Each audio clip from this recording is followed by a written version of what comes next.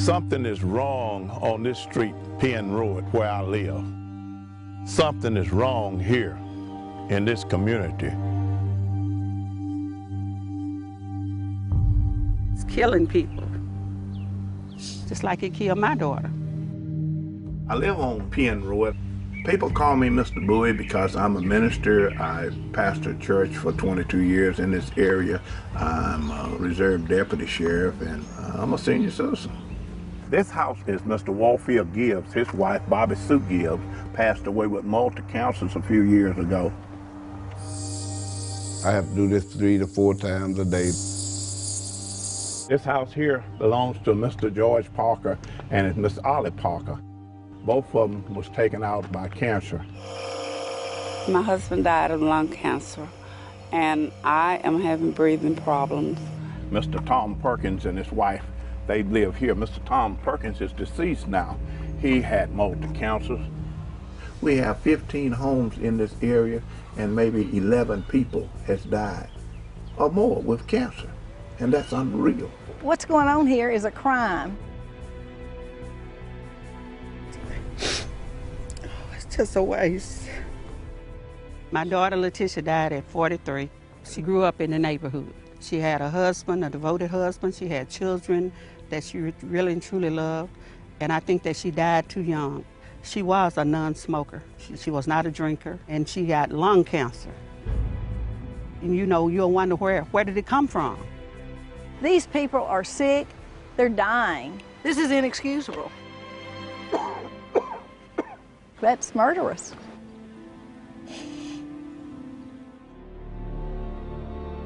Good to see you again. When I met Mr. Bowie, I could not believe what was going on in this neighborhood. I think it has to do with our environment, what we smell, what we inhale. We were deer hunting in the back, and we noticed that there was such a strong odor back there. The smell was so strong and so bad. It was awful. I started noticing in my river these sheets of black coming downstream. The color's different, the smell is different, the whole river is different. It's rough. Whatever's in it is killing these trees.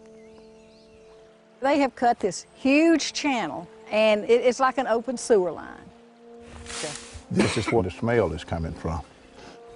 You can see the steam coming from this stuff. And at times it gets so bad, it's like a big cloud. And it gets up in the warm air, and it flows right over the trees where our property is. It is our mission to find out what it is, who's behind it, and how to stop it. It causes the throat to be sore, eyes to hurt, nose, and it's hard to breathe in. The first time that I came here, I saw the color of the water. It was like an epiphany. This right here, it's private property, but if you could follow it in a straight line, you would be at Georgia Pacific's plant owned by Koch Industries. It's pitiful that Koch allowed this kind of a stuff to be just dumped in the wide open like this. Once I saw this, I knew Koch Industries were the culprits. They know that these people are sick. Koch Industries, Georgia Pacific, they employ thousands of people here in Crossett.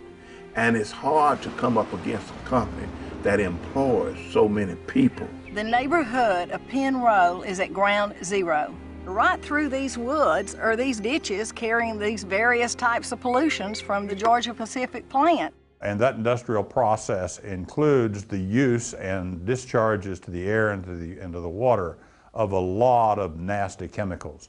The Georgia Pacific complex in West Crossett releases millions of gallons a day of wastewater into a whole series of ditches where the water is allowed to percolate. One might characterize these exposures as a ticking time bomb to the people's health that are breathing the air that's flowing from these open ditches.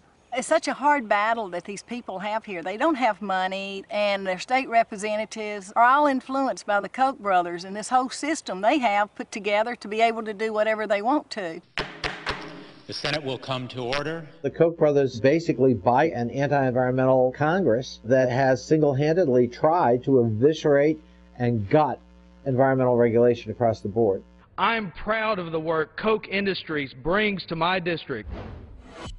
It's cheap at the price. It's certainly a lot less expensive than actually having to retrofit factories. The EPA will have doors locked and the lights turned off. Koch Industries not only manipulates the political process, but more importantly to me is they manipulate the public into believing that the EPA is killing jobs. The EPA is intent on taking matters into their own hands, which will result in a bleeding of jobs. It is a problem when politicians are calling EPA and saying leave them alone, rather than calling them and saying do your job and clean it up. Workers in my state don't want to see the lost jobs that EPA's big government takeover would bring. Koch is using natural streams to transport waste, and this is not allowed by the Clean Water Act. And they can do it because EPA lets them do it. Koch Industries are repeat offenders of environmental crimes. Koch Industries is one of the primary sources of pollution in the United States. They have a history of serious and even criminal pollution problems. Koch Industries subsidiaries have paid millions in environmental fines. The Koch brothers are trying to stop the government from limiting greenhouse gas emissions. Government regulators have fined Koch Industries and its subsidiaries tens of millions for oil spills and pollution over the years. In 2000, a federal grand jury returned a 97-count indictment against Koch Industries in Corpus Christi, Texas. They were charged not only with emitting more benzene than they were allowed to, they tried to cover it up. Benzene is a known human carcinogen. People that are breathing benzene have increased risk of developing cancer. And that's known. It's not suspected, it is known. But the Bush administration worked with Koch to come up with a plea bargain. So it went from 97-count indictment to 1 count, the potential of $350 million to just $20 million fine. As an environmental criminologist, watching this case evolve makes me sick. They know they can get away with it. They'll just wait and be fine if they ever get caught, which in most cases they won't ever be caught because the EPA is understaffed and underfunded. The Koch brothers care more for their income than they do their neighbors, and people are constantly dying. It's just called cheap and not caring about people or rivers or the environment or anyone but their bottom line. David Koch, he can stop this, just as he donates millions of dollars to try to find a cure for cancer. It began 16 years ago when I discovered that I had prostate cancer and that I had not long to live.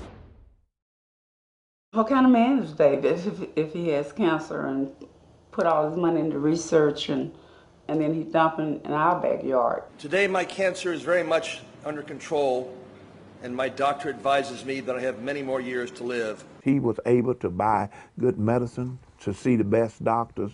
The fact that this magnificent research facility has been named after me is probably the greatest honor I've ever been awarded. With David Koch, knowing that he has been right there where we, the people of this community, are now. And when you look around you and see people dying every day, then that's shocking to us. I've lived here for 39 years.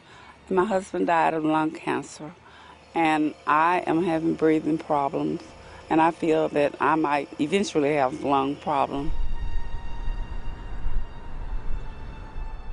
The Koch brothers, I'm reaching out, hoping and asking them to fix this problem because we need help here. In the Old West, they called it being outgunned. They're outgunned by the Koch brothers. So I feel like their only hope is to make people realize what's happening here. If I could talk to Koch brothers face to face, I just really believe I'm dying now, you know, just a slow death what it is. The Koch brothers are killing me and my family. I feel that Georgia Pacific and Koch is responsible for my daughter's death. This is inexcusable, and something's got to be done about it. These people don't stand a chance.